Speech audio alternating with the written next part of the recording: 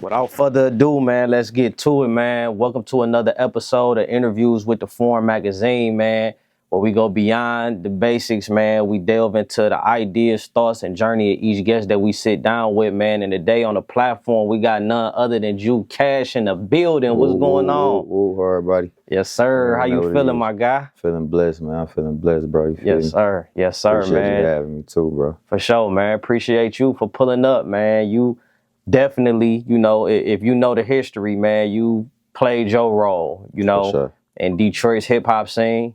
You know what I mean? Everybody know about, you know, the group that you was a part of. You feel me? Stunthard Hot Boyz, man, went crazy, went nuts. You feel me? Facts. But you as an individual got your own journey, man, and it's our hopes to get into it, to kind of figure out the nuances of your life. You know what I mean? Facts. Ups, downs, wins, losses, all that. You feel me? We're gonna get into it, man. So if you can, man, tell the people where you from and what was it like for you coming up in the city?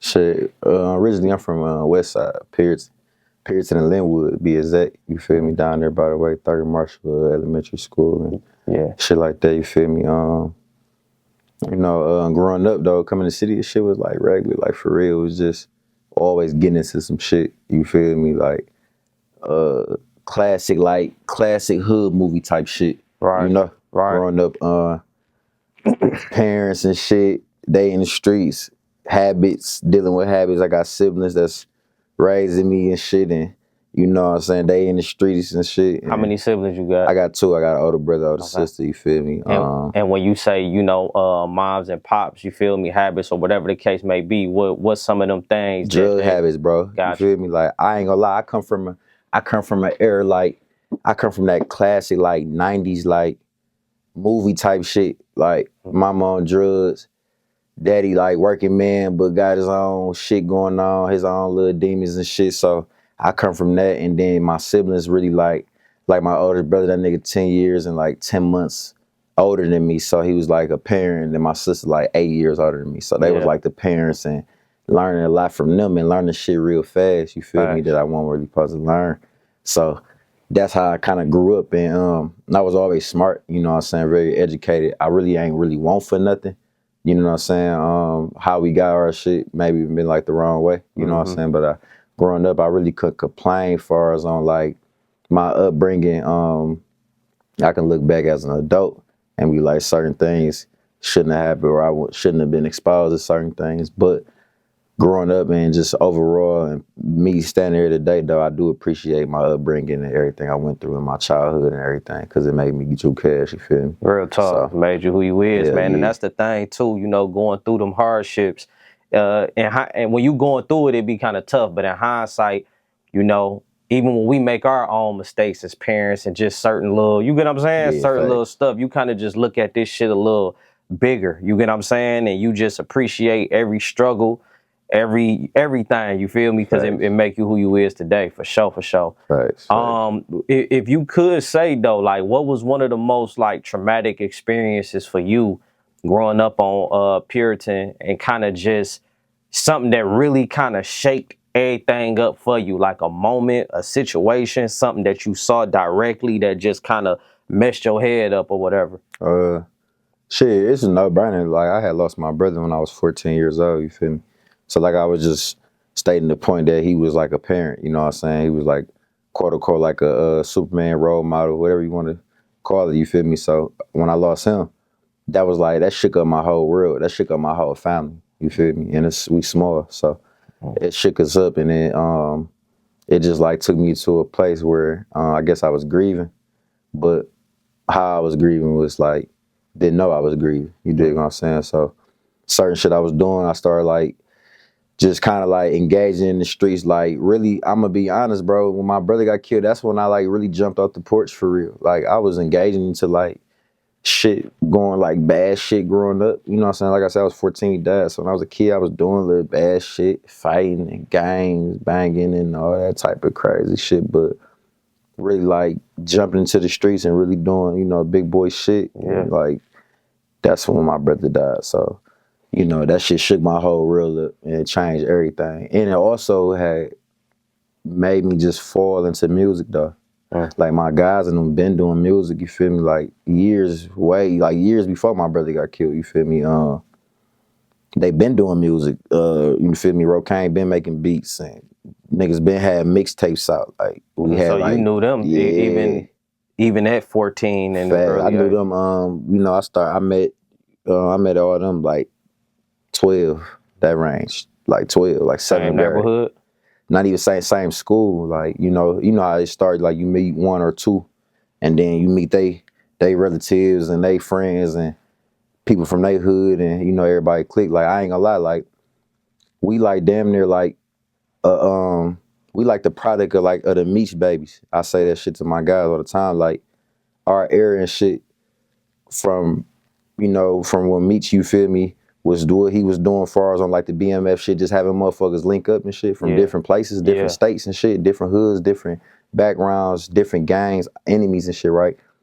We like products of that. So it's like you got niggas from 8 Mile, Puritan, 7 Mile, you feel me, Finkel, Number Streets, or not Number Streets, but like, it still be like a range, but it still be like a hood shit where certain motherfuckers really don't even fuck with each other. Like Puritan and 6 Mile niggas growing up, like they ain't fuck with each other. They them niggas enemies, and probably still to this day it's still going on like that. But depending on what side you on, you dig what I'm saying? So in this scenario with the product of the Meech babies, you feel me? Like we started being from different hoods, and that's how that clique shit started and that gang shit. You know what I'm saying? So which kind of resemble even the Doughboys. You know what I mean? They spread it over from different different areas or whatever. Yeah.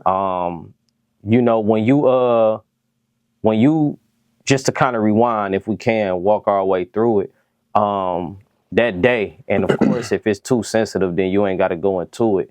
But that day of you finding out, you know what I mean, that you lost your brother, who was somebody like a father figure, in your life.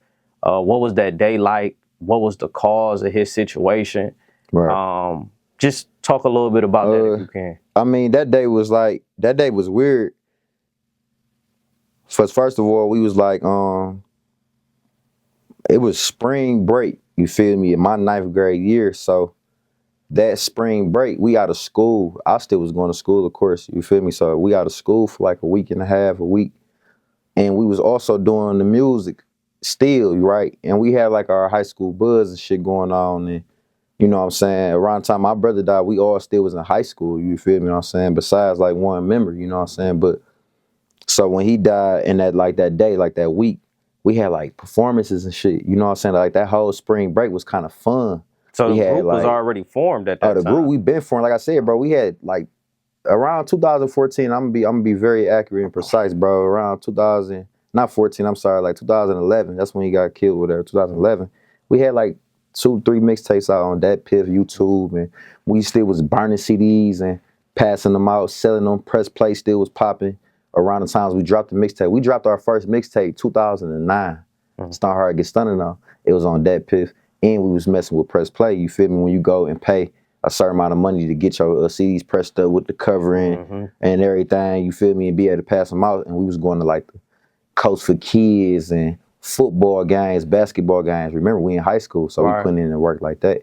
You feel what I'm saying? And we watching what we seeing. We watching our peers. We watching the Doughboys. Which is smart marketing too. Watching like Team Eastside do the high school fucking around, doing everything they did. We did the same shit. You feel me? So the Press Play move was more so like we watched everybody before us. Like I know that shit came from Blade and them and all them doing that, fucking with Press Play and all that. So that's how we came about, bro. People don't even know that. Like we really come from that rap era gang right after like.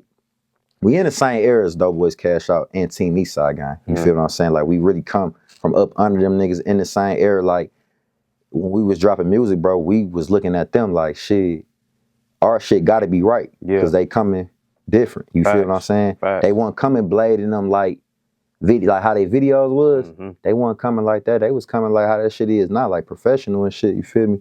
So we really come from that era. So you can't put out anything. You feel what I'm saying? Like that's the era we came. Like you cannot put out anything, and you can't just wear anything either. You gotta look like for sure classic, like dope boy type Detroit shit. You feel me? Facts. So yeah, we. But that day, I got off topic. That day, like I said, we had shows and shit, and it was just fun that whole week. We was getting some bullshit, and it was just like rainy as fuck that whole week, and that day was just rainy as hell. You feel me? And I remember one of the members, you know, one of my godmama and shit, you know what I'm saying? She had said something to one of the bros, like, I seen a crow on our front yard, you feel me? And she very spiritual and shit. So when she saying that, we young, but we know she means something because she very spiritual and everything she be saying be kind of popping up. She really was in tune 2011. So when she said it was a crow popped up on the yard, on her front yard, she like, you know, that mean death. Y'all be careful and shit. Whoop. And that day later on, you know what I'm saying, my brother got killed, you feel me? So it's just like, that day was just weird, bro. Like I said, like I didn't even had like no feeling like, damn, my brother about to go or something about to happen. Like I said, we was just having fun, bro. We was, you feel me, fucking hoes, bro. We was partying, doing all type of shit. I wasn't even at home, bro. I was 14. I was standing, I ain't gonna lie, I was standing my man's Ace, man. RIP to Ace too. He was a member of Stunthard too, man. I was at Ace house for spring break. That nigga grandma had went out of town for like a week and a half for spring break. So and all the bros over there, I'm talking about all the bros. We over there, bitch, turning up parties, and we young, we in high school, but this shit going, like, you feel me? This shit going, and we got the music going, so this shit really lit for real. So I ain't really had no weird feeling or nothing, you know what I'm saying?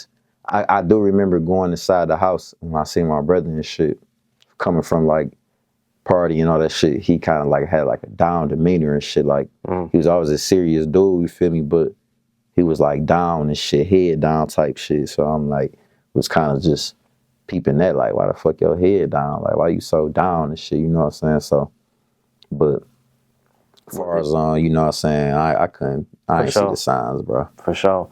In terms of gun violence? Yeah, gun violence, bro, just, you know, some old bullshit, man, some old humbug, old ass shit popped up for real.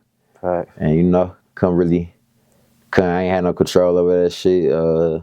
He ain't had no control over that shit. You know, who got control over when it's your time, you feel me? You can do everything to prep yourself for it, you know? But he ain't had no control over that shit. So it was just, I guess it was just his time, you feel me? So that happened 2011 though.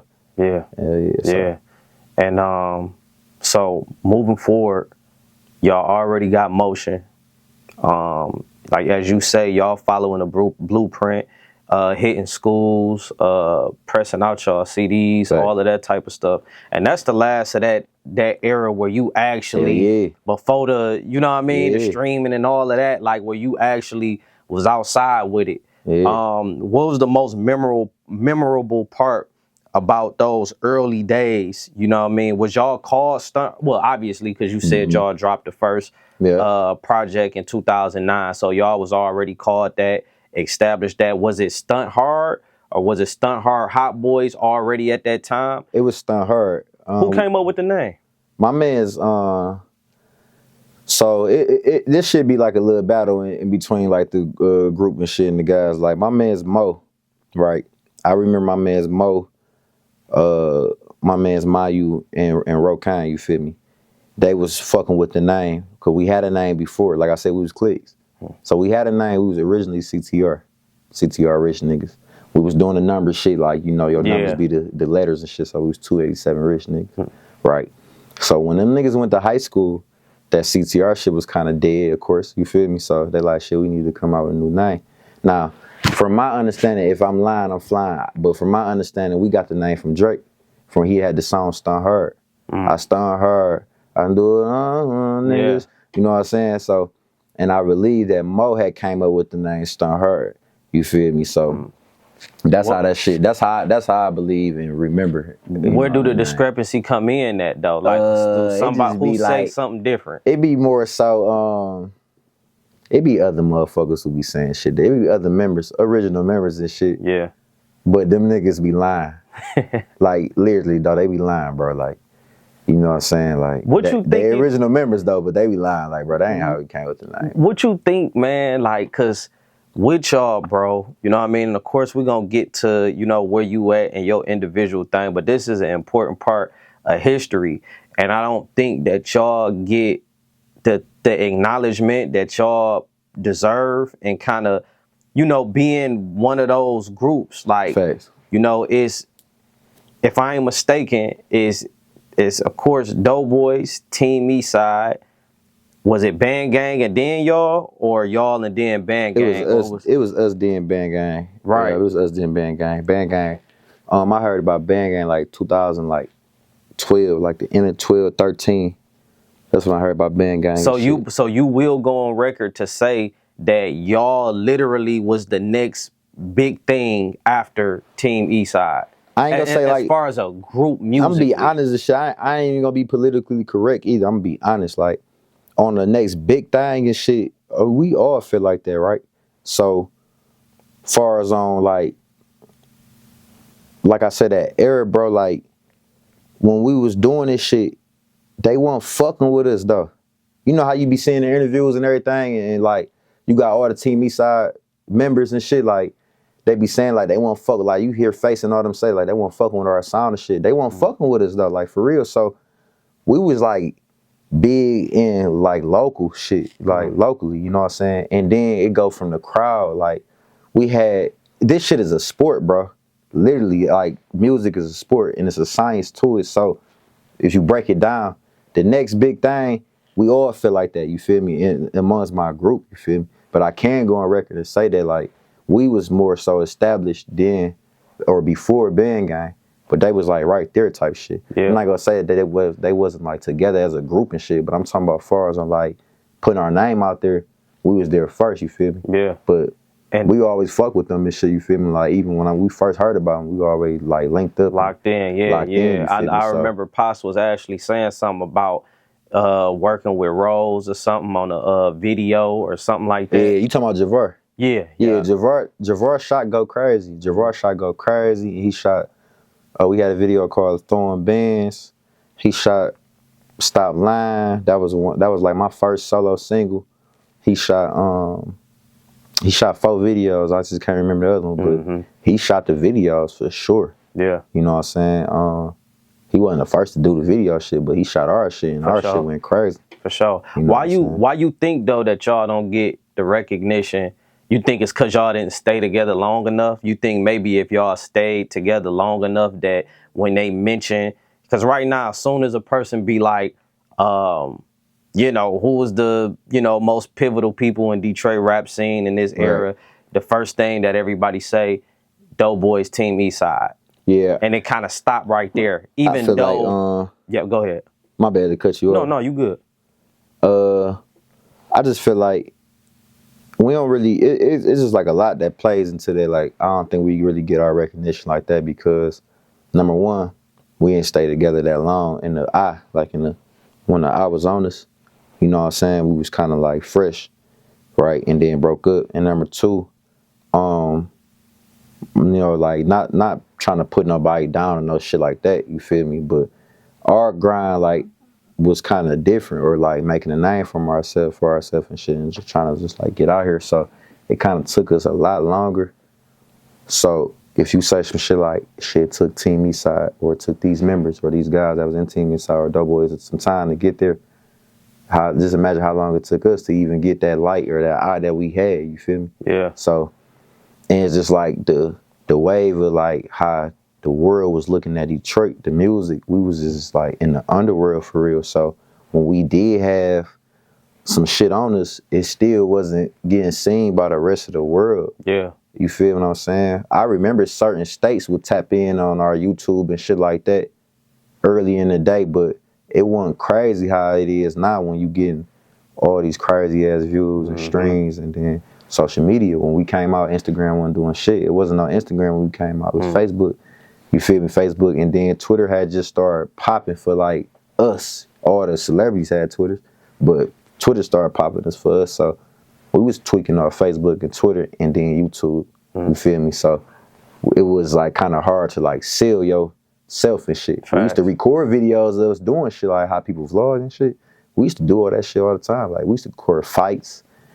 Feel me, shopping shit, I was about performances, to say, all type of shit, bro. I was gonna ask you too, like, do you also think that the sound, you know, y'all didn't come, so Doughboys flexing, getting money, jewelry.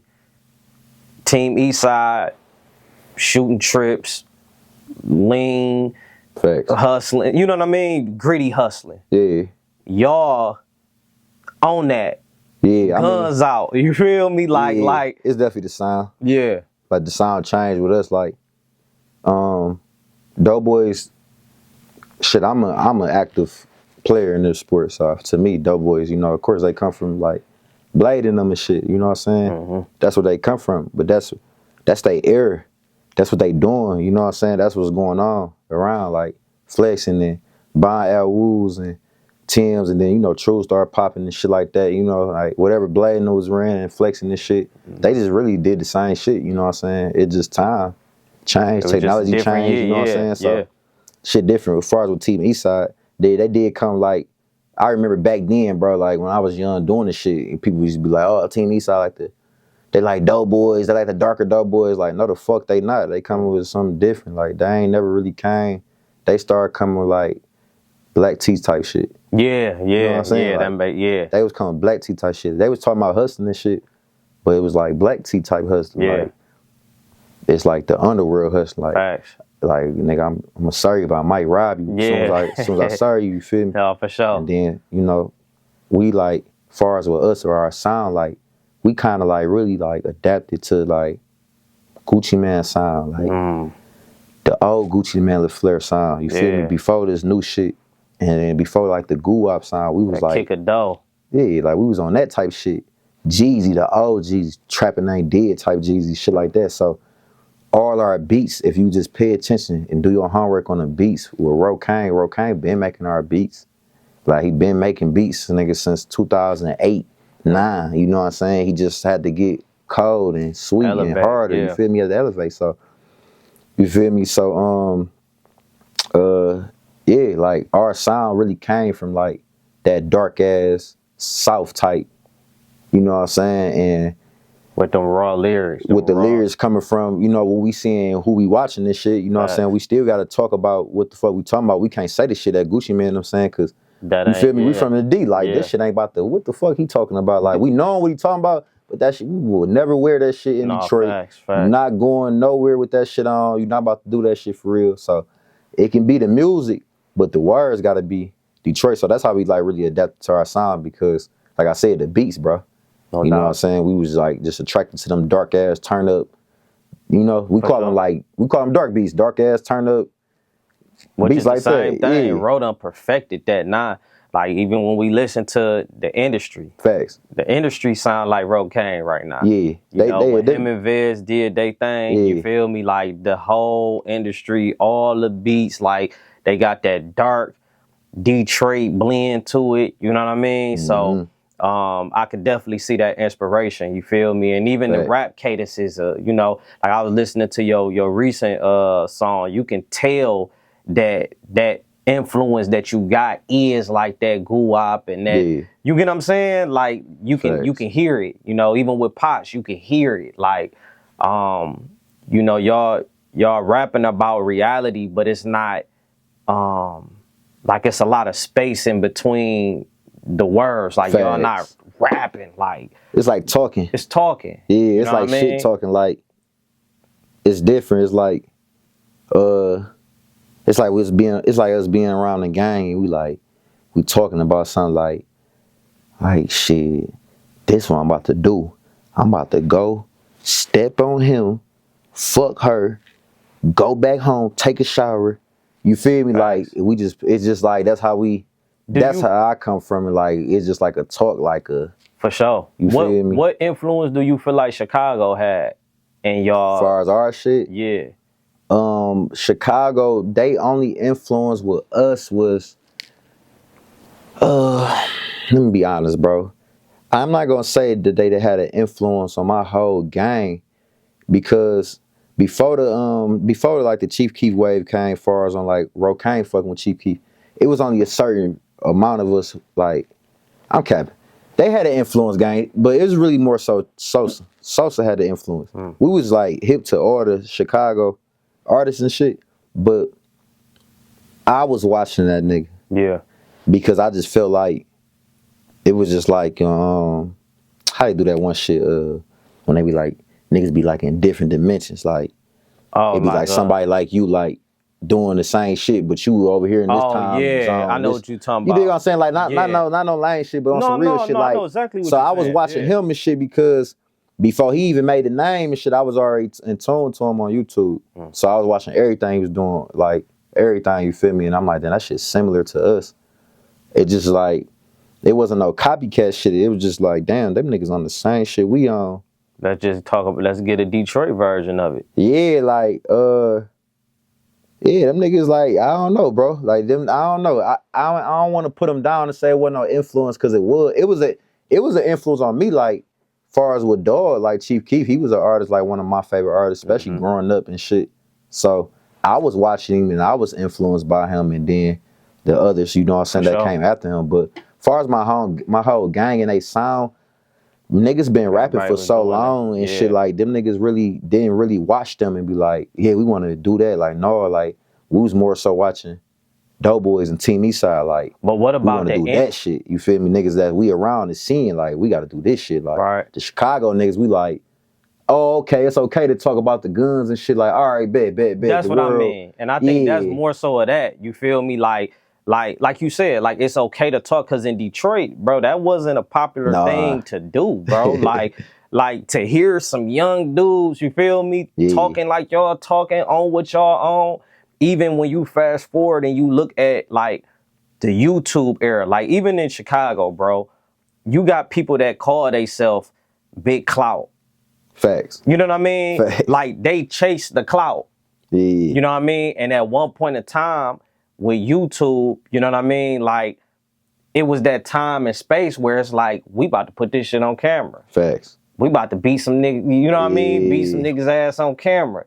And we about to rap about how, you get what I'm saying? Just the energy more so, you know what I mean? Having the Detroit flow, Detroit, you know what I mean, bread, but, you know, having that, what's the name? Well,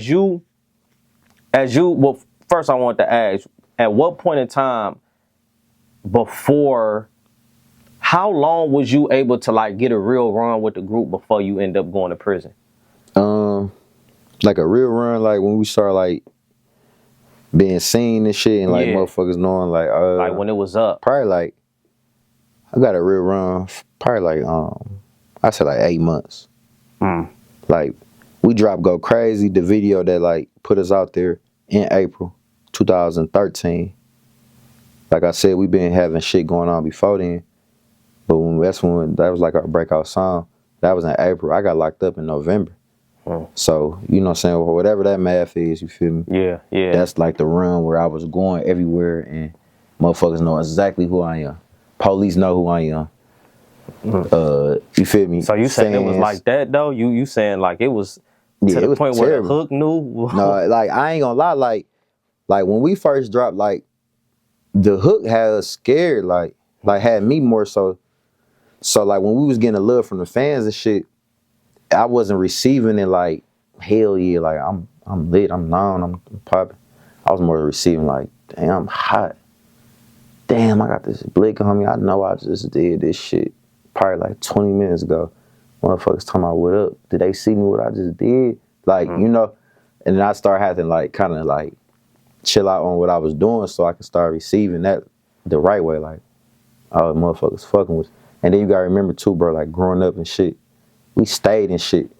Like, we came from that era, like, of the fighting, like, right before the gun shit started really just being the #1 go-to. But, like, so we came in the era of the high school parties and fighting and problems and beef and clicking and shit. So when we was getting that love from certain niggas, you know what I'm saying? Females, yeah, we know what's up, but when niggas showing us love, males, boys, niggas, bro, we like, damn, like, this shit fake. Like, this nigga probably trying to set me up or some shit. Right. Which is always a difficult thing, man. It's so easy to receive love from females, you feel me? But then, like you say, man, you know you really making noise, you feel me? When men and guys come up to you and show love, but we automatically got this phobia. Other, you know, men, bro. I don't know why I don't know, man. I mean, it's just in our nature, bro. Like, you know, this a man's world, bro. I don't give a fuck what they talking about. This a man's world, and You know what I'm saying? Like competition and just competition makes the world. So you get 8 months roughly, Mm-hmm. and then you catch your case. Yeah. What was that day like? You feel me? And then more so, what was going through your head going through that process where you know the motion is there, you know? And then you said it before too. You like, shit, I realized that I had to start adjusting what I was into so that I can enjoy this. You feel me? So it kind of seemed like right when you was starting to have this mental shift is when it all caught up with you. Bro, I was a senior in high school when I went to prison, right? So all this music shit we was doing, I was in school, you feel me? So I already had grades and shit good and together. Damn near had to, you know what I'm saying? Like I was applying for colleges and shit like that. So I was like I was living a double life. But it was like too late to chill out because I did a whole bunch of shit and I was just like just doing shit, bro, where some of that shit I forgot about. You know, it was just like a normal thing. Come from the era that I came in, bro. If you know, you know. If you know what's going on, as far as on how niggas was getting money and hustling or just even surviving, y'all know what the fuck I'm talking about. You feel me? So we was like a product of that. I was doing shit. I was eating hidden licks and just hitting licks, bro, and just hitting licks, bro. That was that, yeah. That was just the era, bro. That's what the fuck was going on. Like, niggas, it was easier. I mean, time changed, you feel me? So, but that was the era I was in. So I couldn't, it was too late. Cause we doing shit, no mask and just doing stupid shit. Like we was the product of them young, stupid, dumb niggas.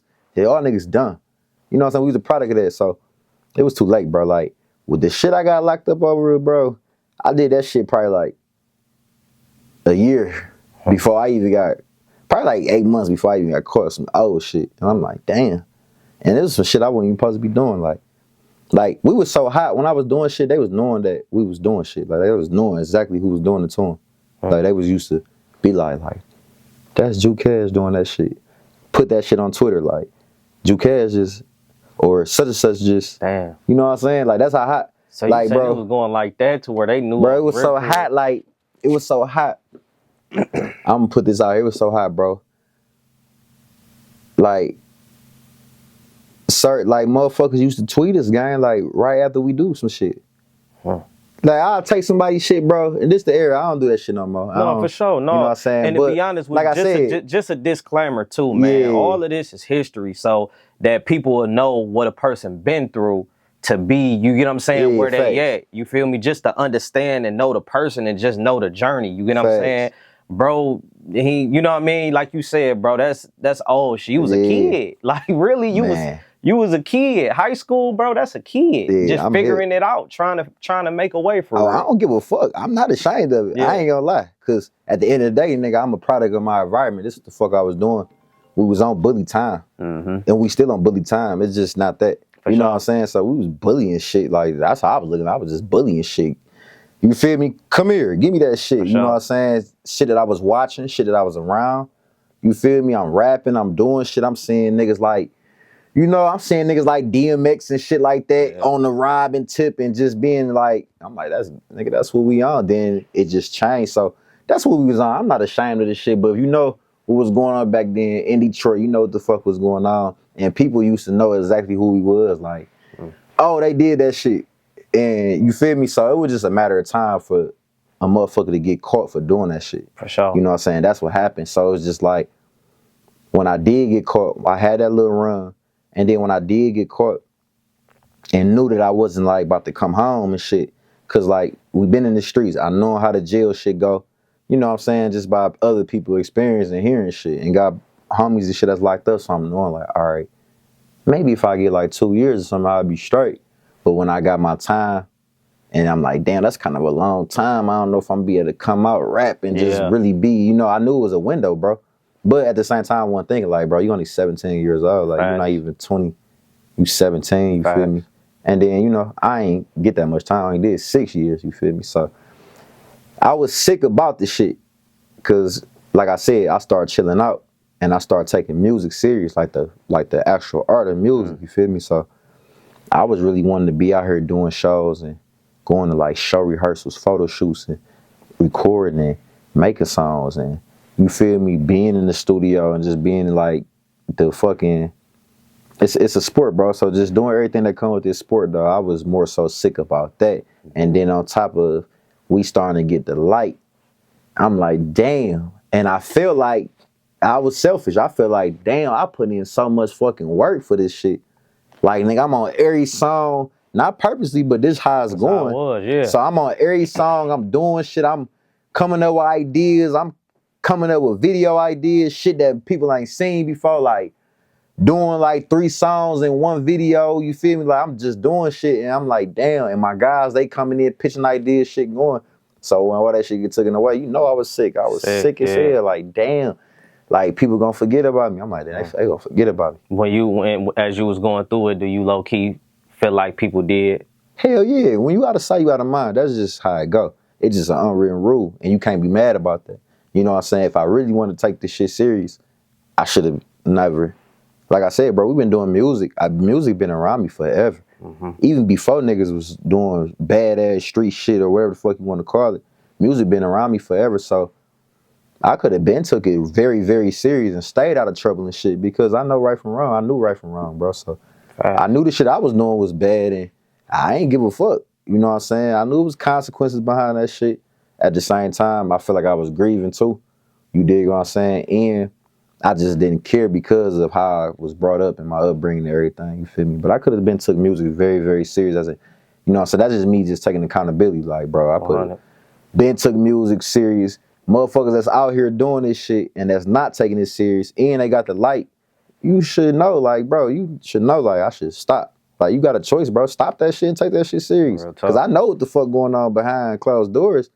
You know what's going on. You feel me? Even back then, I knew what the fuck was going on. So when I did get locked up, bro, it was terrible, bro. And then when I got locked up, you know, that's when Rocaine, he just took off like crazy. Why you locked up? First off, bro, before we even get into the run that the guys had, you know, you going through your own experience in there, boom, you get sentenced to 6 years, you know, you in there. Right. You know what I mean? What was going through your head as you was like that first year or them first couple, like just going through the motions? I was going through a lot mentally, right? Because shit, it's like a dog being tamed, you feel me? So I'm just like, damn, I'm a nigga who like to go outside and just kind of like, you know, just be outside. So I was going through a lot mentally, bro. That shit, just being confined like that. I'm like, damn, like, fucked up. And then on top of that, I was just feeling left out. Like, damn. I know for sure what's going on. I'm in tune with my peers and what's going on with music. Like, outside of Stunthard, you know, I'm in tune with what's going on with Vez and what's going on with Peasy and the Dope Boys, nigga. Like, they already had locked in with Jeezy and shit like that. You know what I'm saying? Peasy and them bench, they started just coming with a different type of vibe, different type of music, and all them niggas, Dame Dot, all them niggas Face. You feel me? All them niggas was coming different. So I'm in tune with this shit. I'm like, damn, I know what's going on. If I sit down, I'm gonna be fucked up. You feel me? So that shit was going on. And I ain't gonna lie, bro. When I went to prison, bro, I had a whole bunch of beef and shit. Cause we was street niggas, bro. We was street. You know what I'm saying? We was on the gang tip. So I was the only nigga that was locked up that was Stunthard in my fucking prison. And all our ops and like was like my age and shit. So I was locked up with all them niggas. So my shit was different. Like, I wasn't really tripping over like the music shit. I had to make sure I was straight, bro. Yeah, like on the street side, like, bro, I was in that bitch fighting this shit, bro. Like, I ain't gonna lie, bro. My first day in prison, nigga, I went in that bitch, bro. I'm talking about after quarantine, when I go to Thumbs, gang. Now, everybody know, if you know about Thumbs, gang. It's that era that was going on, too. Bro, Thumbs is popping, so I'm Stunthard. I'm top op in that bitch, bro. It's all ops in that bitch. So I had about 4, bro, I got jumped like 3 times. Damn. You feel me? No, I ain't no damn. It was like fucking weird because I'm like, damn, I'm in this bitch outnumbered, but this shit, like, it's low-key giving me, like, confidence, though, like, yeah, like, nigga, you on this side holding it down, too, like, all right, you feel me? Like, maybe for another nigga to been tough and hard. You feel me when you hear about the shit, but it's you like embraced it. You said hell you yeah. embraced I'm like, I'm the only nigga in this bitch Stunthard, bro. I ain't about to fold, nigga. Like, nigga, let's fight. And that shit wasn't shit, bro. It's a fucking fight. You feel me? Right. But I'm talking about like my first day, bro. I probably had like 3 fights in that bitch. Like my very first day in that bitch, I had 3 fights. Like immediately though, like. When you mention that, man, that's something too, because I think a lot of times as people go through their stuff in the streets, Yeah. you don't really thought when you was going through what you was going through in the streets. Yeah. First off, you ain't think about getting locked up. Facts. Yet alone thinking about how I can catch up to you in prison. Yeah. And in that circumstance, you feel me, going through thumbs, it was fights.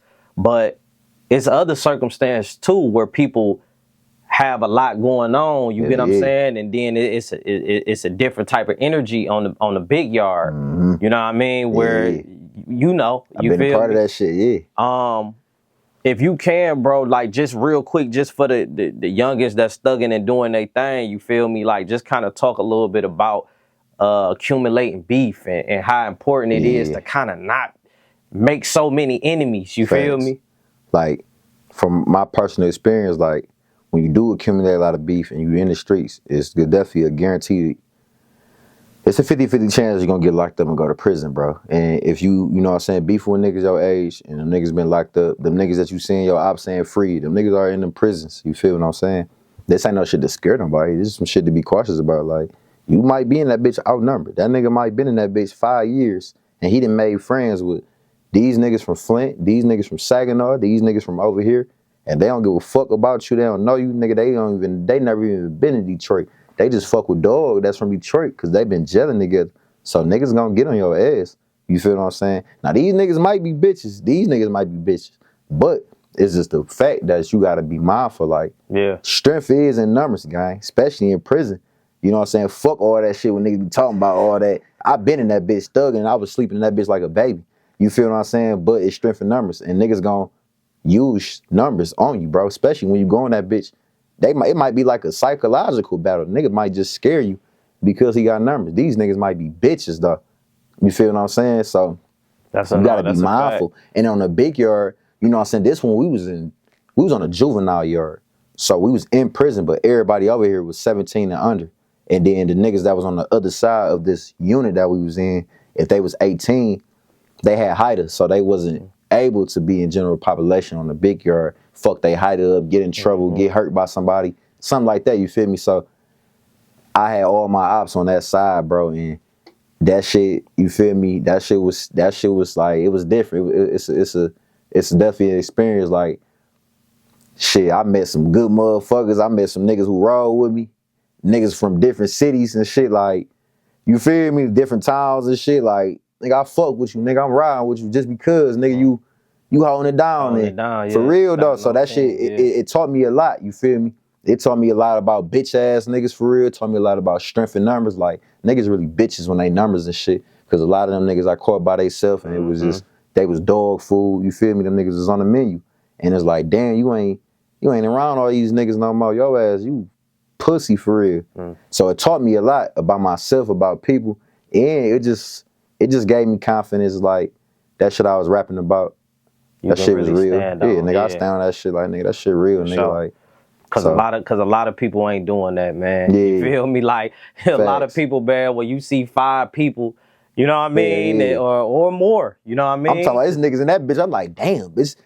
Like, you know, my ops and shit, like, we you know, I know some of them niggas and shit, so some of them niggas, I'm like, damn, bitch, I ain't seen your ass in so long, bitch, what's up? Let's fight. Like, it was shit like that, like, it was already damn near, like, you knowing what's going on, like, when you see certain niggas be like, you know we gotta do that. Real talk. That's how Cali is too. Let's squabble. Let's go. Yeah, niggas, bro, I came in that bitch, bro, this is niggas' favorite word, like, do that. Like, nigga, do that mean we gotta fight, nigga. So, niggas come straight up like, hey, say right. No, we gotta do that. Like, all right. You feel me? Hey, when yard break, you gotta do that. Like, all right. That's how I was when I came in that bitch, bro. I ain't even know niggas. Niggas like, oh, you start her too? Hey, when yard break, we gotta do that. All right, do that. Hey, you start, nigga, gotta do that. All right, bet. Nigga, I'm having dates. Like, oh, you wanna fight over here? You wanna fight over here? Fight over here? All right, bet. You feel me? Like, I'm having dates in that bitch. But it was straight though, it was smooth, cause like, nigga, I ain't go to PC, none of that shit. And it was like juvenile shit. So niggas weren't playing with knives yet. For sure. So I ain't really had to worry about no nice shit. It was just all fights and just strength for numbers and shit. After that first day though, I was peachy in that bitch. Like at that first day, bro, I kicked up in that bitch and I was eating chows with my ops and shit. We was laughing about certain shit, talking shit And that's about crazy certain because that's shit. how Like, it is, man. that's how it be. Once you gone and fight, man, Yeah, like you get that shit it out be the what way. it be. You feel me? Yeah. Like, and that's one thing too, man. Like a lot of people, depending on how it is and how the situations go, man, people that was ops in the streets also can turn around and be cool Yeah. in a joint under certain circumstances. Certain You feel me? circumstances, yeah. But let's fast forward even more. You know what I mean? Now you go to prison.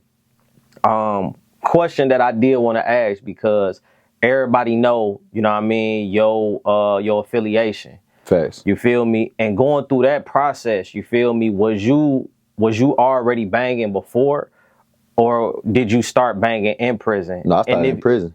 And what was your reasoning for it? What was it about, you know, being a blood that was attractive, or where you may have felt brotherhood, or whatever the case may be? What was your decision behind that?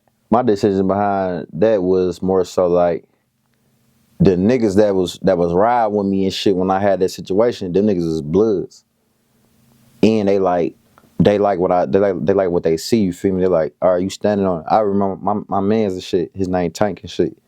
You feel me? He was like my neighbor next door. So when I was going to the yard, getting into shit, fights and shit, coming back in the room, I'm chilling though. Like, I'm about to go to child as soon as yard break. I ain't about to go to the COs. Like, hey, I'm having problems. Like, hell no, nigga. I'm throwing punches, fighting. Nigga, I'm fucking some niggas up because niggas can't fight. You feel what I'm saying? I'm like, bro, this fighting shit, this is what we do. You feel me? Yeah. So the shit ain't really that much pressure for real. But my man's was seeing that and was knocking on the wall. And we used to talk through the plug and shit. Put your ear on the plug, you can hear what he's saying. So we talk through the plug and he tell me like, nigga, my nigga, you know what I'm saying? I'm tanking shit. I like what you doing and woo, I know the problems. Woo, you know what I'm saying? I'm holler at you at the, you know what I'm saying, on yard and shit, this and that. So he was one of the niggas that kind of influenced me, like, to start fucking with the Bloods, because he was my man. It's like me and him made a bond and shit. Sure, and then he like, sure. shit. You remember we 17, 16. He's 16 at the time. I'm 17. He like, shit. Oh, so this was actually before you went to, Yeah, this you before I was went to. thumbs. Yeah, I was still in thumbs on on the juvenile on the young side. Got you. So he like, shit, what's up with this blood shit? Like, you wanna woo, I'll tell you how you get down and woo this and that. So, you know, we ain't really know shit, but we thought we knew shit. So, you know, we initiated like that. Like, you know what I'm saying? We did my initiation and shit, and then we had to do, and I was locked in. And then far as on like my choice, like, I always was in tune of what the fuck going on. The street culture, what's Bloods, what's Crips, For what's sure. GD's, Vice Lord. You know what I'm saying? Lag Kings or whatever the fuck you want to call it, whatever. So everybody always have been around, always been like, you know what I'm saying? Niggas always been like on the fin side. And I ain't even talking about Bloods. Like niggas always been like Vice Lords and shit like that, like Counts and, you know what I'm saying? Some niggas be Bloods and shit. So I always was on that side and just like around that. Like I was always around that red and shit. You just feel for me? clarity, you said something interesting. You said on the fin side. And if I'm not mistaken, that's technically the 5. Yeah, that's the 5. And that's called People's, if I'm not mistaken, like People's Nation. You feel Some me? shit like you know what I'm saying? I don't wanna that me violated to speak on for they sure. lit and shit. For sure. But if you know, you know what I'm saying? But sure. far as on just that side, like, and I don't want to include Bloods in that because all Bloods is not in that. All Bloods is not under the 5. They don't ride under the 5 and all that 5 shit. But some Bloods do. And if you know, you know what I'm saying? But I was always around that. So that's all I was attracted to. And it just seemed like shit. It's just like that shit, you know. For sure. Shit come to your door. I'm like, shit, nigga, I answered. They called my number, I answered. And for sure. It's been locked in ever since. And when you do go to the big yard, you feel me, you link with the bros and stuff like that, it's it could kind of get murky from the perception of people, bro, how the Bloods or gangs or street organizations is looked at. Yeah. You know what I mean? As you was kind of going through, you know, what you was going through in there, bro, like, what was like some of the realest shit that y'all collectively, you feel me, been through? Because if you know, I ain't gonna lie, I'm gonna keep it a buck with you, bro. Y'all always got something on the flow. Always. The Bloods always got. Always. I mean, listen, man. You got G's, you got Lord, you got every group on the yard, and everybody get into shit. But the Bloods stay. It's always on the flow. What was one of the biggest things that you seen that y'all had on the flow? And then also, if you can, talk a little bit about why do you feel that it's always something on the flow with y'all?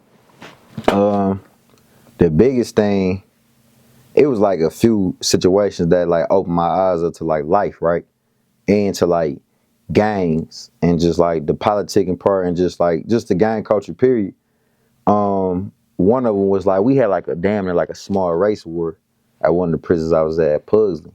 You feel me? They closed it though in 2016. They had closed Pugsley, but we had a small race war. Like it was against the I want to call them like Amish people or some shit like that, like Amish and shit. You know, all the Aryan Nation and all that shit. You know, the shit that's right in your face that y'all don't pay attention to. That's going on with the presidents and all type of shit. This the same shit we was battling and fighting in prison. Facts. So when, you know what I'm saying, the president's saying certain shit, I'm knowing what he really fucking saying because I was sleeping right next to his brother mans.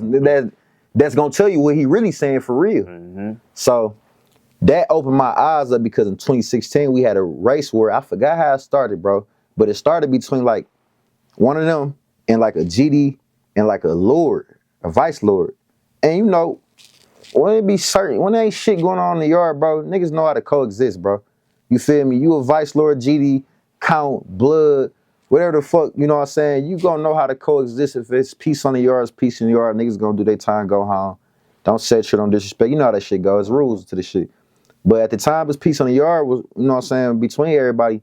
And then something happened between like one of the Aryan Nation motherfuckers and Amish motherfuckers. So I just got the word and shit that it was on the floor when we go outside. Like, it's a race war. Like, certain individuals that was up under certain flags and banners and shit was meeting up over here because, nigga, this shit just happened. So once we break doors and go outside after, like, child, it was a unit, bro. It was like 1A, 1B and shit. And me and the homies and shit was walking over there and shit just to go holler at the other homies and shit to see what's going on. And that shit popped off. And I seen the GD, I seen the vice lord, I seen the blood, I seen a king, a count. And I know these niggas hate each other just because what they stand on and shit, these niggas going at it with niggas it's a race war. And I'm like, damn, niggas know how to put shit to the side for some bigger shit. And there was some real racist shit going on. For sure. It just, that was shit was 2016, so I can't remember the exact thing.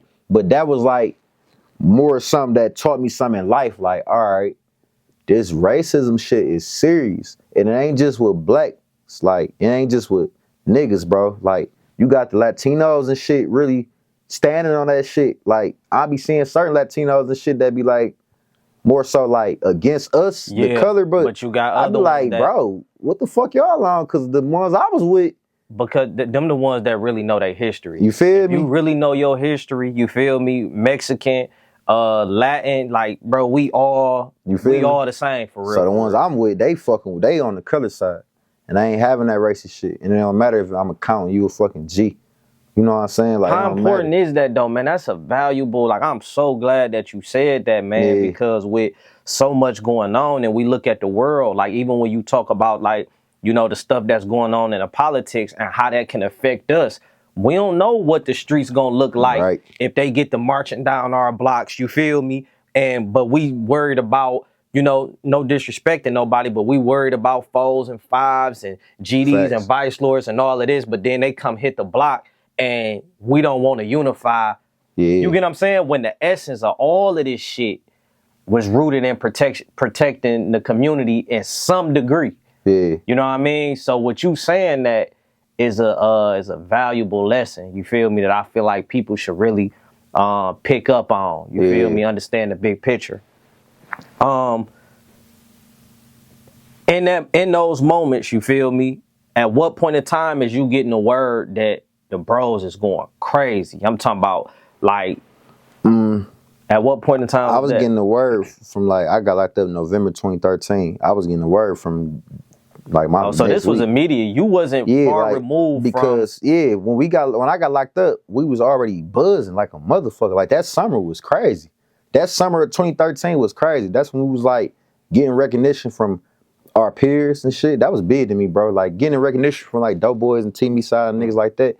We didn't give a fuck about the the industry people. motherfuckers, It was bro. We had already our the own peers, industry going on, bro. That's why they fucking with us now. And it's so many rappers coming from Michigan, period. I'm gonna shout out all the cities now.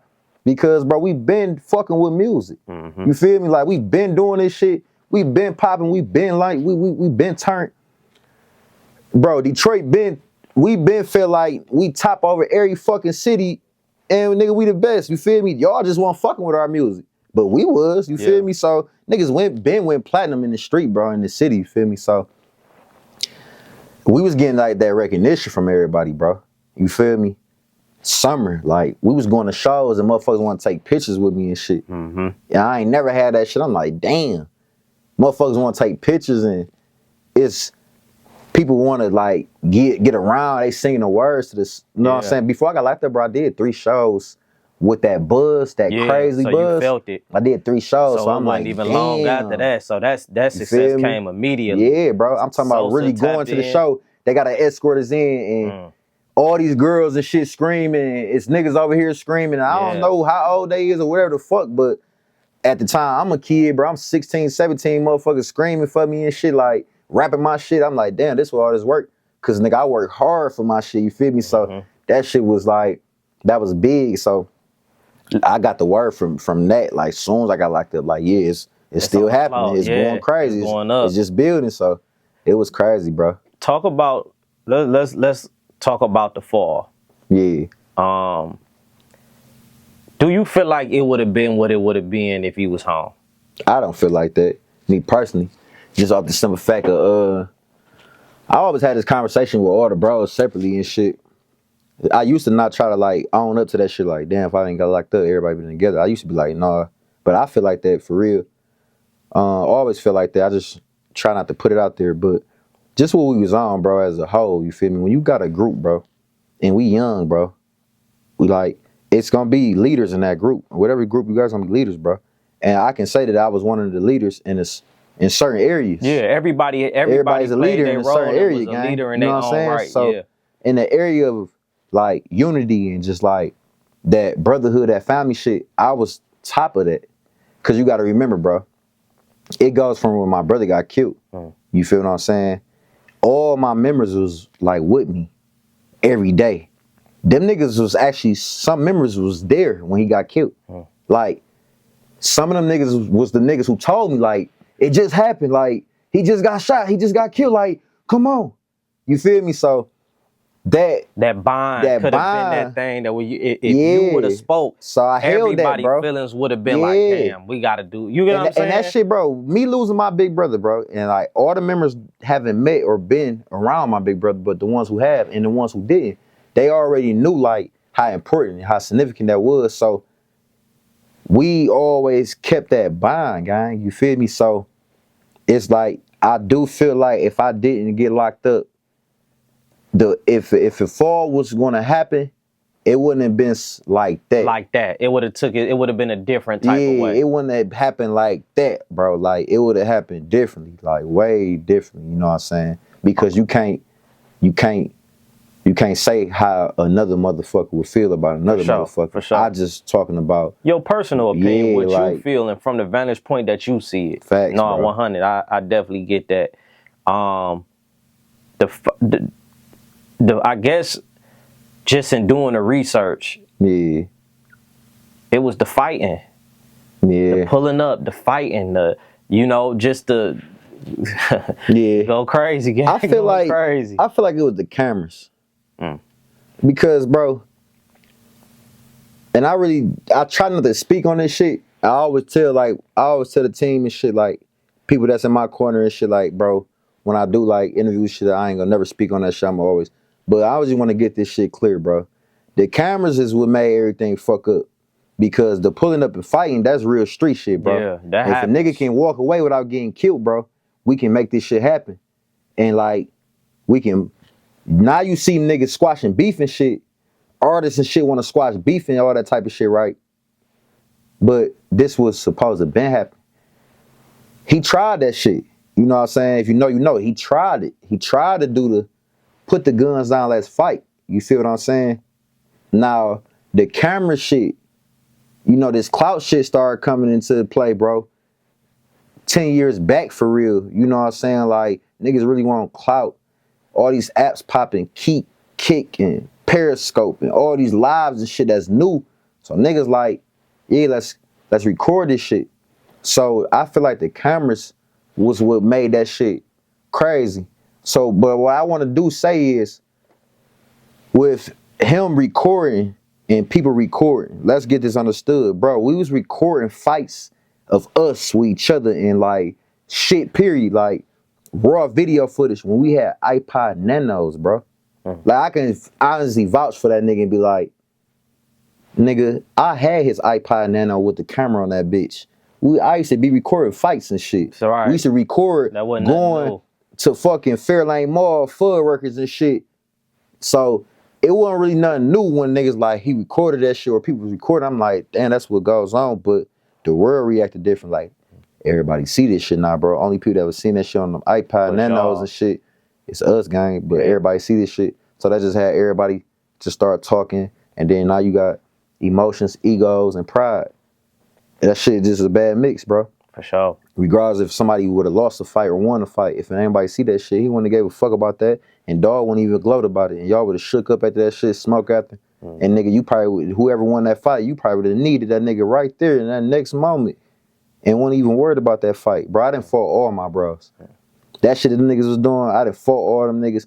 And then the fighting, far as what he did, far as with like band gang and shit, I'm not talking about that. I don't feel like that was a downfall, you feel me? Like with him doing that shit, I feel like putting it on camera was the problem. Like the camera shit, I feel like it should have been, this is what I feel like, bro, honestly, bro. On both sides. The individuals who had the roles as like the leaders on the street side, bro, because we know what the fuck going on, you feel me? So the niggas who had the roles as the leader on the street side was supposed to clean that shit up better and make it better and more safe. If niggas really wanted to put the guns down, let's fight this shit out, be peace. Sure. You know what I'm saying? Niggas supposed to like make that shit safe. But I feel like everybody was a victim of just like the camera, bro. Because that shit, you feel me? That's what it was, and that was the wave. Even with the Chicago stuff going on, like facts. For us to, man, Chicago, you know, and I ain't even talking about just y'all group. Chicago impacted the world, bro. Yeah. You know what I mean? With the whole camp, like, bro, they impacted all of this. So I think everybody, you know, to some degree fell a little victim to that. Facts. Especially just being young and in the streets, and you know that if you record a fight, it's gonna turn you up. Like, that's what it's gonna do. You know what I mean? So so I don't really, you know, like you say, man, it ain't even really about blaming nobody or nothing like that. You feel me? It just, you know, was what it was. But I would ask, when you finally, I would just say this, what's the toughest thing right now? Even though I know you move forward, because right now we about to kind of go into what you got going on, man, since you've been home and what you working on. But what's been the most difficult thing about trying to? Because when you first came home, you really was trying to make an attempt to get the bros together, and it just seemed like it wasn't. It wasn't working.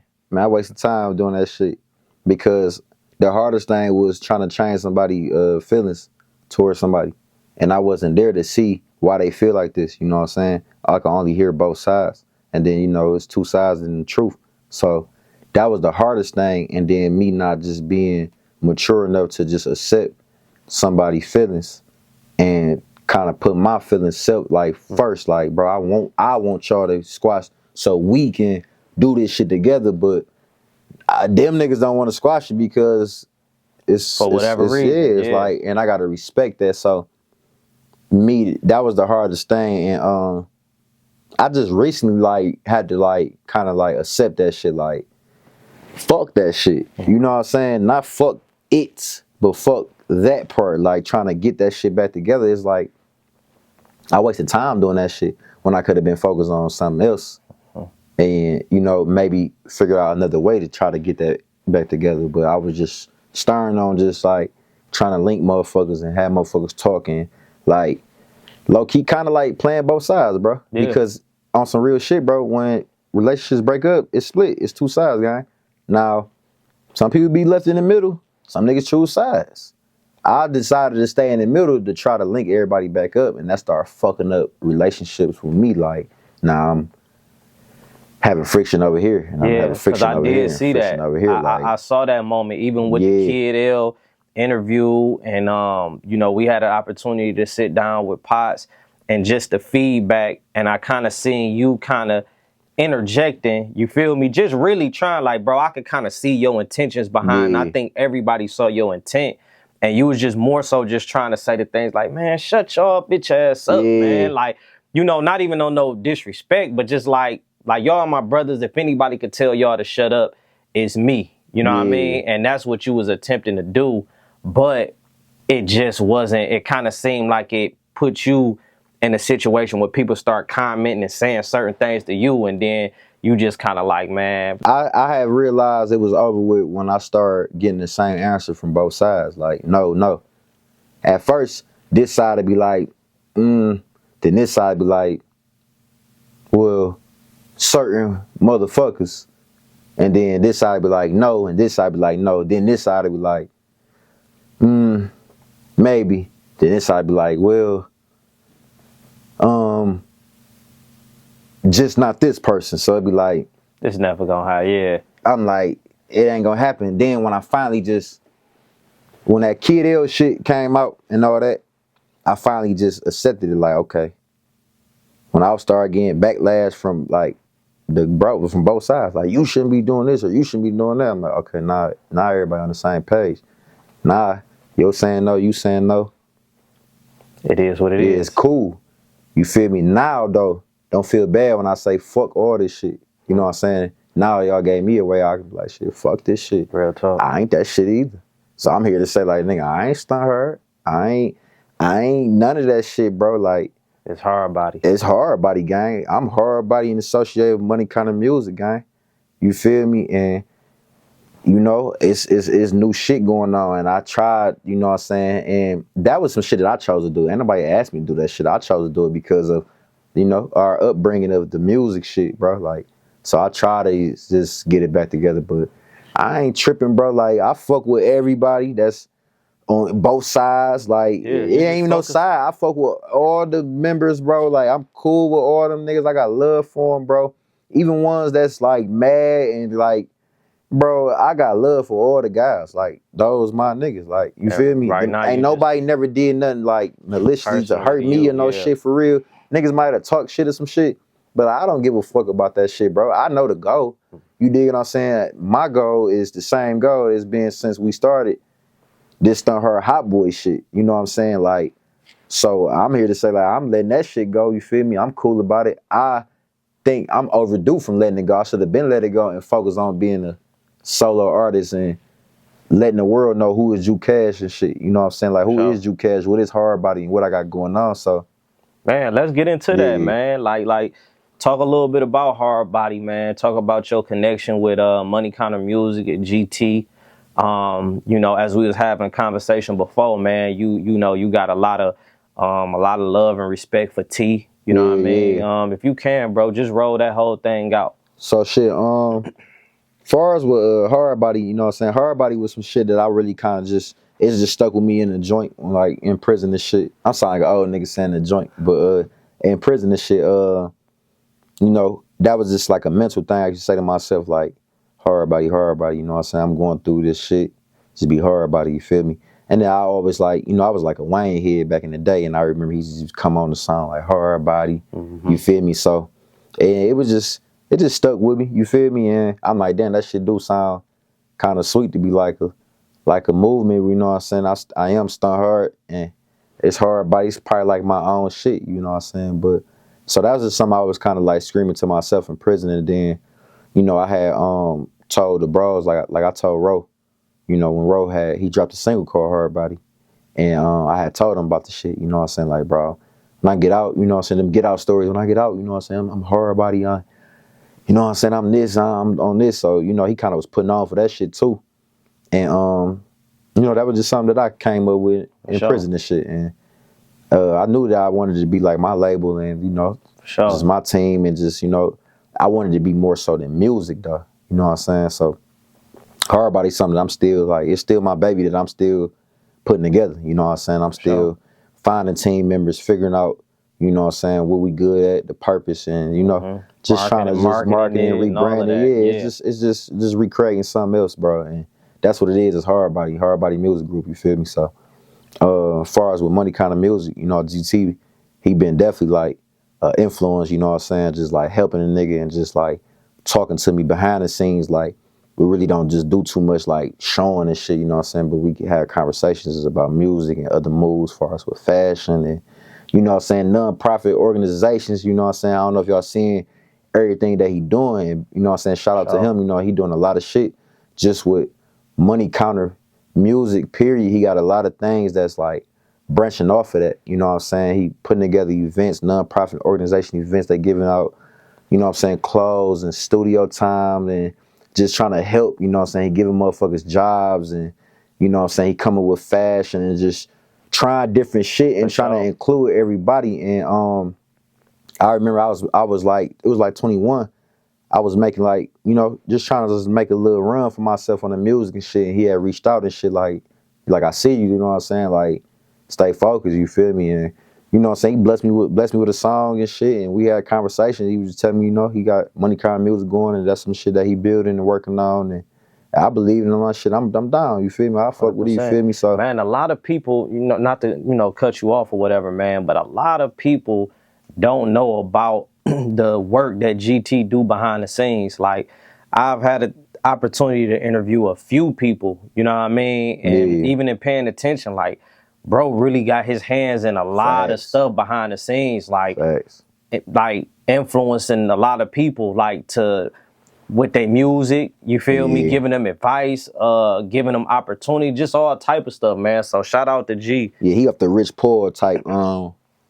He off the A&R artist manager, CEO, CFO. Yeah, like this fashion designer. You know, he off the mogul. Like his goal. I ain't gonna say his goals, but like what I see and what I learned from him is being a mogul, bro. Like being in different fields and just being an entertainer, period. You know what I'm saying? Not just a musician, bro. Like, you know what I'm saying? Just being just an entertainer, bro. And just like, it's so many ways you can make money, so many ways you can just make a name for yourself, get it, you know what I'm saying, get a position at the table, gang. Like, and that's what I'm learning from him. Like, just stay focused, bro, and just try different shit. And you just stay true to yourself. You know what I'm saying? That's the biggest shit that he always tell me. Like, just stay true to yourself. Like, you know who you is, and like you bigger than what you try to play yourself. You gotta own that shit. But sometimes I don't think he follow his own advice, cause he bigger than what the fuck he is, bro. And he be helping a lot. And he be kind of like forgetting like who he is. You feel me? Like, helping nigga, other people. Yeah, instead of focusing, he got some shit going though. Like, he got some shit in the works and shit though. That's gone. That shit definitely solidify. You know what I'm saying? Who he is and his influence and the shit. But shout out to GT though, man. I fuck with him though, man. Yeah, shout out to G, man. What about your relationship with T? With T, you know what I'm saying? That's bro, man. Like, niggas don't know. Like, me and the guys and T and like All-Star Ball Hard and shit. Like, we was like clicked up. Like, we was linked up for probably like for just a little period of time, you know what I'm saying? But we did a lot of street shit together, you know what I'm saying, on top of music. So we all made bonds with each other just on some old street shit, personal shit. And you know, like that nigga know my mama and my sister and shit like that, you know what I'm saying? Like before all this shit like happened, you know what I'm saying? Like we was already linked up and locked in and damn near knew like, dog, you the one, like, nigga, you cold with this rap shit. You knew he was like that, but we all knew, like, I ain't gonna lie, everybody knew he was cold, like, not to the certain point, like, he gonna be like the the artist that really opened the door for the city. Like, I'm gonna say that, like he the artist did that he the artist that opened the door for the city. No, he This ain't definitely like did to that. down nobody, no shit, like, cause I can name you every fucking artist from the city who Man, had you something going lying on. if you say, You know what I'm saying? if But a he the person one that don't really say T opened he open the the one that door opened up, this bitch, bro. man, You know what I'm it's cap. saying? But we already knew he been had that flow, been had that style, nigga. 2013. You know what I'm saying? Like he used to write for motherfuckers and shit. So the nigga sweet. He been sweet. You feel me? But we always had a relationship, and when I got locked up, he had got locked up, but he had like different type of shit going on. But we ended up linking in the state at St. Louis and shit. We ended up linking this shit, and it's like seeing a familiar face on the yard. Like, nigga, I know you from the street. Like, nigga, we was just spending the night at Doghouse and shit. Like, nigga, what up, my baby? You feel me? And then it was some shit on the floor where him and the guys had kind of like had some words and shit before. While I was locked up and when he was getting locked up, them niggas had words and shit. So he kind of thought it was like some little shit, but me, I'm like, nigga, I ain't seen you in like 4 years, nigga. Like, we was together every day, nigga. What's up, nigga? You feel me? So once he had told me, I'm like, bro, I don't give a fuck about, like, ain't nobody tripping over it. Ain't none of that shit going on. Niggas like, shit, you feel me? Fact. So we had locked in, bro, then, you know how that shit be in jail, bro. When you were with a nigga every day, like, y'all might be in jail for a whole year together and think y'all know each other for 10 years, you feel me? So we kind of like made a new bond, like a new friendship and shit, just like kind of like just bonded over the music, reminiscing, and then like plans to get out and what to do. And then like making sure like we stay on each other's ass. Was he on that in prison? Was he like what? focused on the music and saying like this what he was gonna do? Yeah, he already had the plan. Listen, I ain't gonna be one of them niggas, but I was behind the scenes of that shit, gang. Like, seeing him like put the shit together. Like, the nigga already had all the songs wrote. You feel me? I watched him write songs. The songs that's on My Moment, the nigga very first mixtape that he dropped, he wrote all that shit in the joint. You feel me? First day out. And he changed that song 3 times. Like, he like didn't change it. He added verses to it. Like, he been had the very first verse, how it came on, the build up. Ben had the Joy Road. Ben had that part. Added some more shit. Like, you feel me?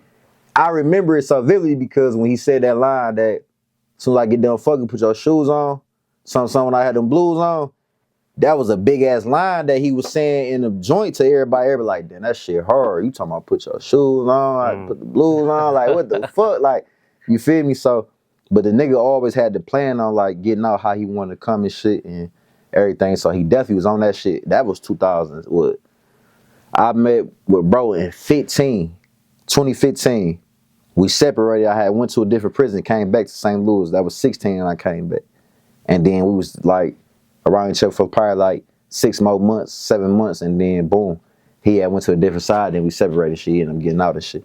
You feel me? When you heard it going crazy, yeah. what was your mind? I know you like this. I ain't gonna lie, like bro, shit, I was in tune when like I ain't gonna lie, niggas don't get that nigga his props, bro. That nigga, you know what I'm saying? He that nigga 100, bro. Like that's my dog. Like you feel me? Like the nigga took care of me when I was in prison, gang. Once he got out and started going crazy, I was straight. Like I ain't had to ask nobody for shit. You saying T was sending you money when you was bro? If I'm lying, I fly on cash, gang. I ain't had to ask nobody for shit, nigga. While I was in prison.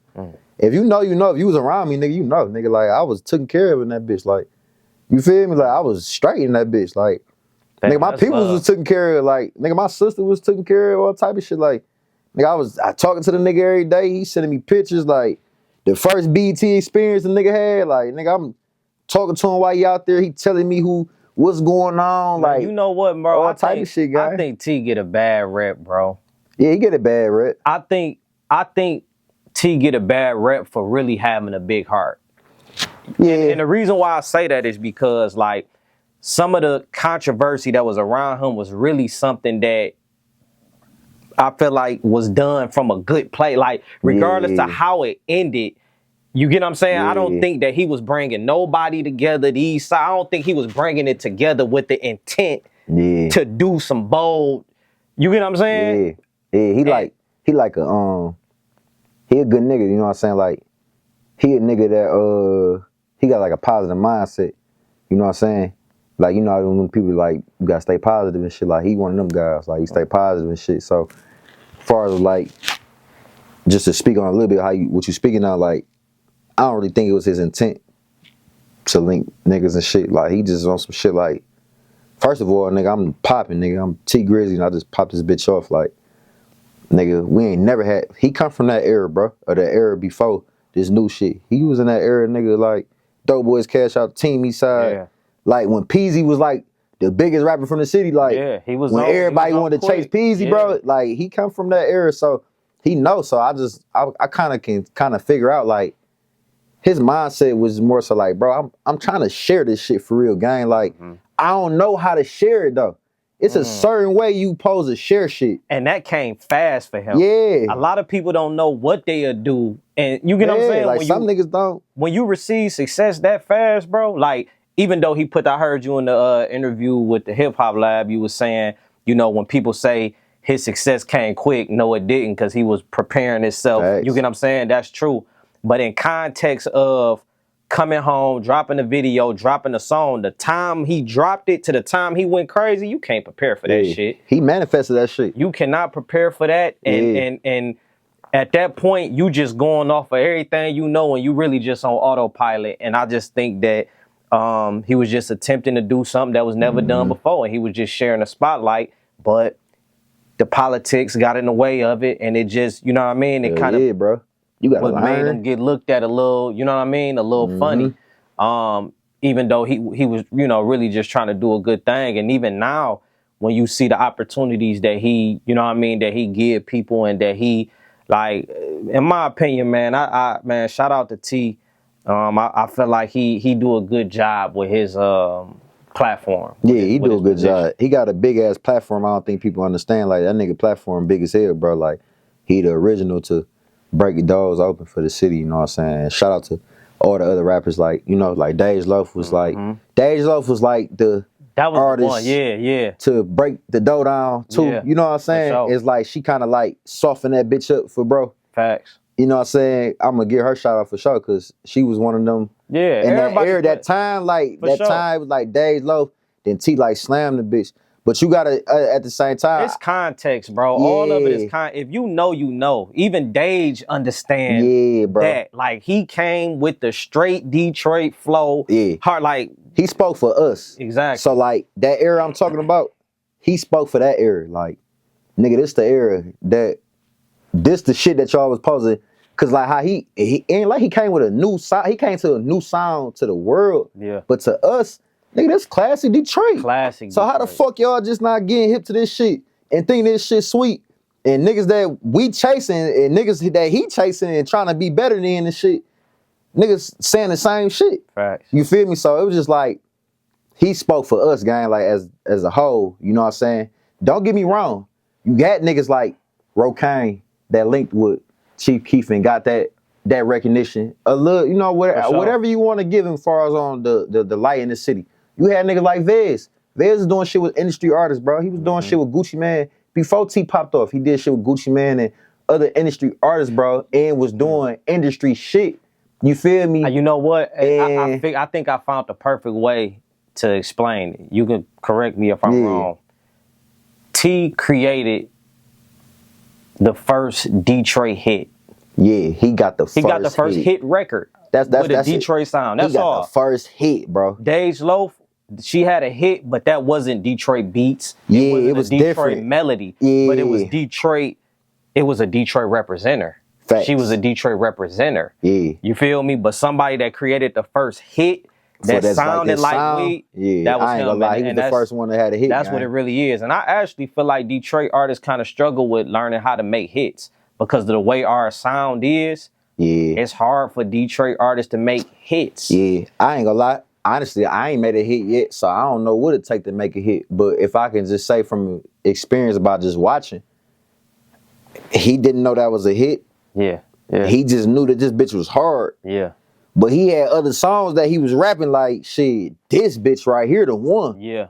You know what I'm saying? So I just think a hit, bro, like I believe there's ways to make a hit. Like I believe some artists has got the formula to like, I know this is gonna be a hit. But sometimes that should just be like, it just be God, bro. Like, facts. For real, it's unexplainable. You can't, it's just be a hit, bro. That's why it's a fucking hit. Like, real talk. I'ma just give my opinion. You know what I mean? For what it's worth. my opinion, bro, I think to make a Detroit hit, I think the best person to pay attention to in that regard, no disrespect to nobody else, everybody hard, everybody got their own wave or whatever, but Skilla, bro. Yeah, Skilla got it. You gotta learn how to incorporate the females and bring more of a one. We too fucking hard, man. Facts. You know what I mean? And ain't nothing wrong with it, cause that's still gonna go, cause it's a hood everywhere, it's a ghetto everywhere, and it's people that's still making, you know, gangster records that still becoming hits. But even when you listen to the other cities that utilize Detroit beats, and we say, damn, why they, you get what I'm saying? How they going up, Boss Man D-Lo? Because look what he talking about. It ain't all like crazy. You get what I'm saying? But that is a Detroit beat, but it's the content, it's what he's saying. It ain't, we just. Yeah, and it's how he sound on that bitch, like. Yeah. To go to what you saying for like Skilla making the hits, like he one of them niggas that figured out the formula. Like it's only a certain motherfuckers that's know the formula to making the hits, and just because he talk about girls though, the shit gotta sound good. For sure. Cause it be a lot of motherfuckers talking about girls and the shit don't sound good. So you know what I'm saying? And then it's like he can actually rap. The nigga really can rap for real. So he got the formula, and this is why this shit is a sport, bro.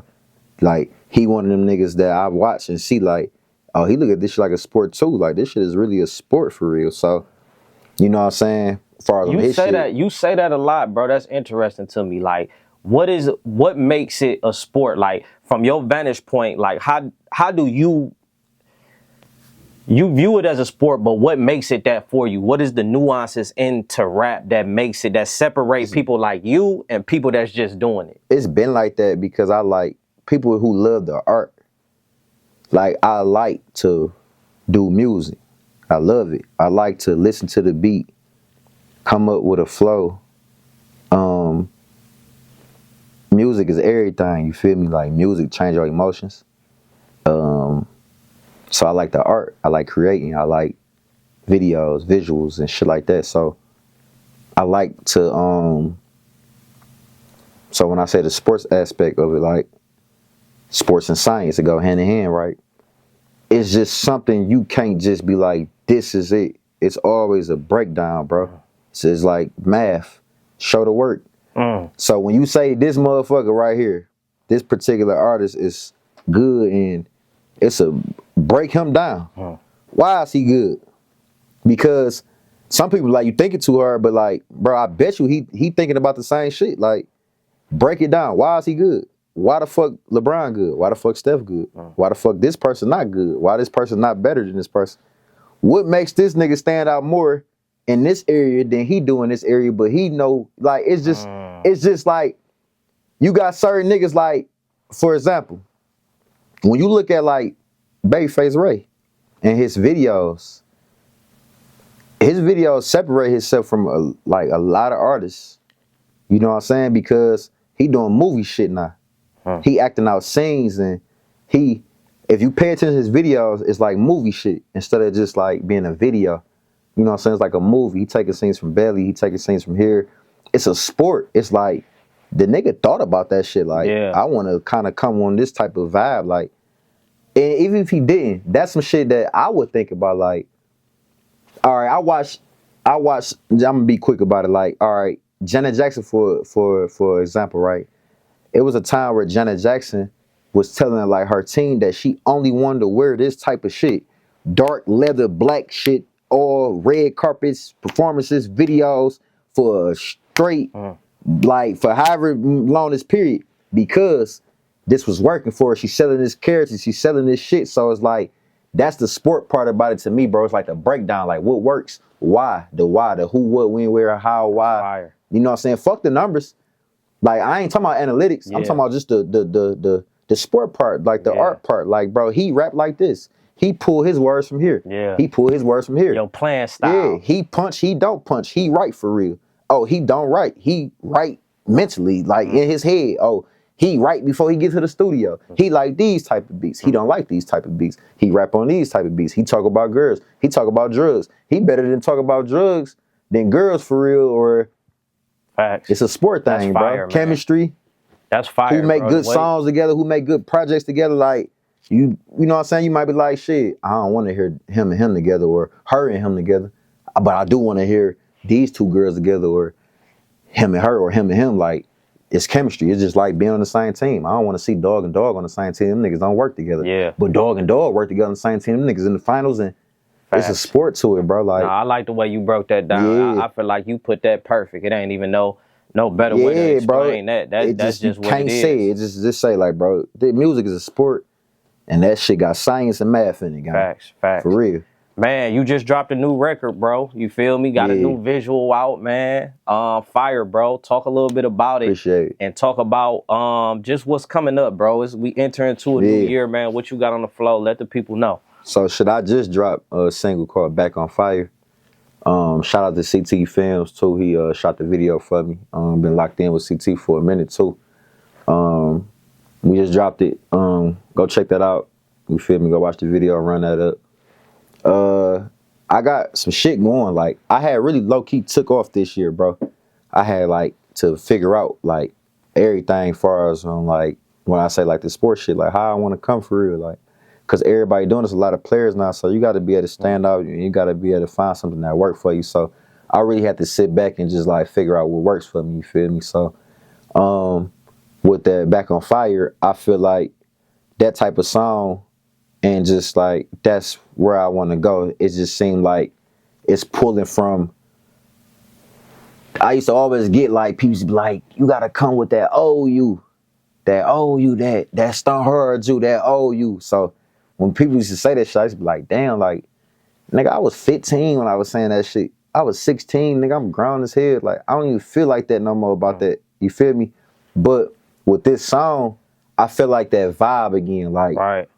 It wasn't no overthinking. I'm really putting like emotions and like what I'm going through in my music and shit. And I'm still learning how to do that. Instead of just going to my go-to and talking about what a nigga doing, how am I feeling?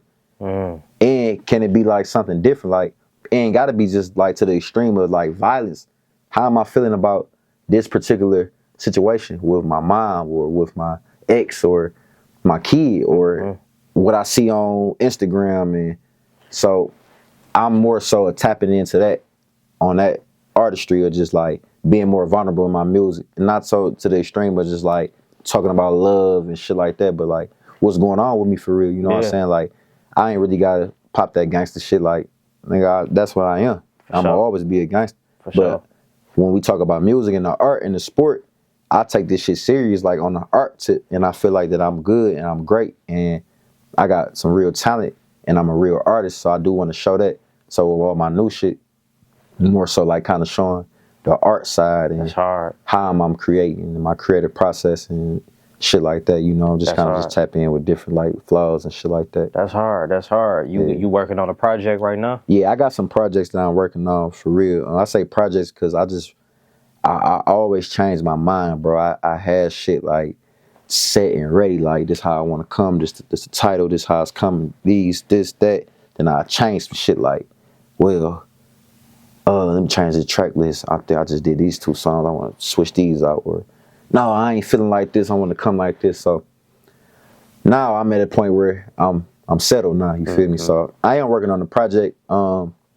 It's still in the air when I'm gonna drop it. You know what I'm saying? I don't know if I want to drop it the end of this year or right in the beginning, but it's coming soon. You know what I'm saying? But I would say 25 though. You know what I'm saying? I would be having a project out for sure. I don't think I'm gonna drop it at the end of this year. I'm gonna wait to the beginning. For sure. I just say because this thing about to go out again. Well, if you can, man, to all your fans, your supporters, man, if you could just let them know, you feel me, you know, your thoughts and all of that, and let the people know where to find you at on social media. Shit, to all my fans, all the new fans that's coming, supporters, you feel me? I'm Juke Cash, bro. You can find my new music on YouTube. Type in Juke Cash, go like, share, subscribe to all my videos, comment. You feel me? I'm on all distros, all streaming platforms, Apple Music, Spotify, whatever floats your boat. You know what I'm saying? I got new music coming. I just dropped a single I was just talking about, Back on Fire. That's on YouTube right now. Shout out to my man CT Films. and my man's Real on the track for producing it. You feel me? And I just got a lot of shit coming, bro, this year, putting myself out there musically. I got some acting going on. I'm in a few series and shit, you know what I'm saying? So I don't want to disclose what that is yet. This is a surprise for y'all. So just stay tuned, you feel me? It's Juke Cash, man, Hardbody, money kind of music. That's what it You is, already man. know what it is, man. Juke Cash, man, the Yeah. Foreign Magazine, Pulse of the Culture. Let's get it. Let's get it.